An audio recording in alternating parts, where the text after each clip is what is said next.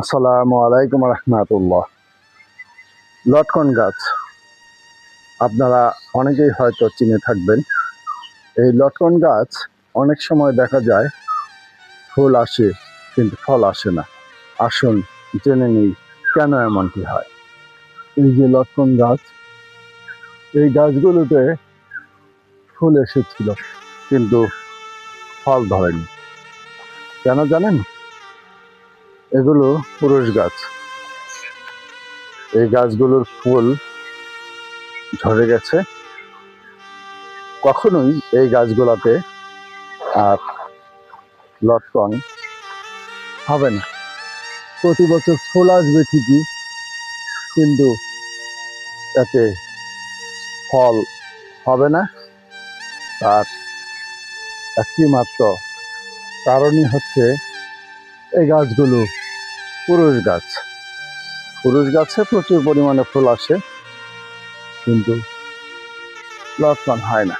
হায়াত পর্যন্ত যদি রেখে দেন তবু এগুলাতে ফল আসবে না। তবে এই পুরুষ গাছগুলো কেটে ফেলার চেয়ে একটি পদ্ধতি অবলম্বন করা যেতে পারে। সেটি হলো, এই পর্যন্ত এটাকে আমরা কেটে ফেলব। কেটে ফেলে এখানে এই স্ত্রী গাছগুলো থেকে আপনার এই গাছের ডগা নিয়ে আমরা যদি এই যে স্ত্রী গাছ এগুলোতে ফলন এসছে একই সঙ্গে রোপণ করা, এই গাছগুলো আর এই গাছগুলো একই সঙ্গে রোপণ করা, অথচ এগুলো দেখেন ফুল আসে, প্রচুর পরিমাণে ফুল আসে, কিন্তু এগুলোতে লটকন হয় না।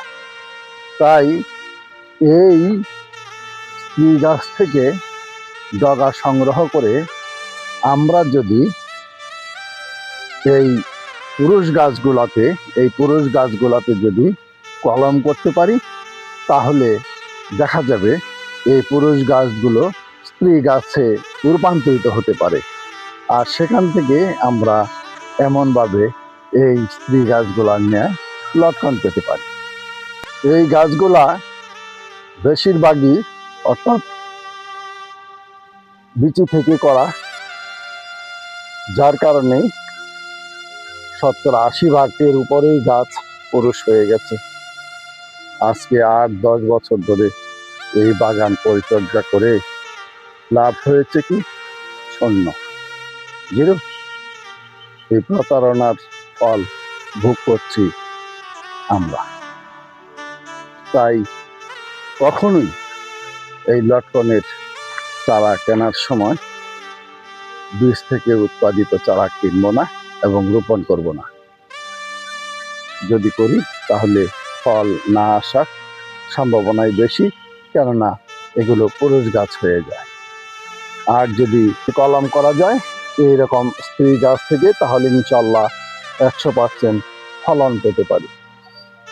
পুরুষ গাছগুলোকে না কেটে, ধ্বংস না করে 2 ফুট উচ্চতায় এভাবে কেটে নিব। নিয়ে এখানে মহিলা গাছ থেকে অর্থাৎ স্ত্রী গাছ থেকে ডগা এনে এই জোর কলম করে দিব।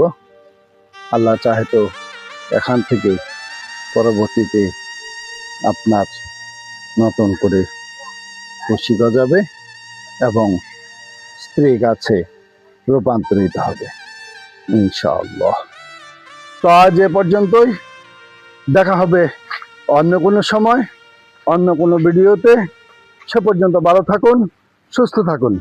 আমি আবু জাবিদ আপনাদের জানাচ্ছি আন্তরিক অভিনন্দন। জাযাকাল্লাহ খায়ের।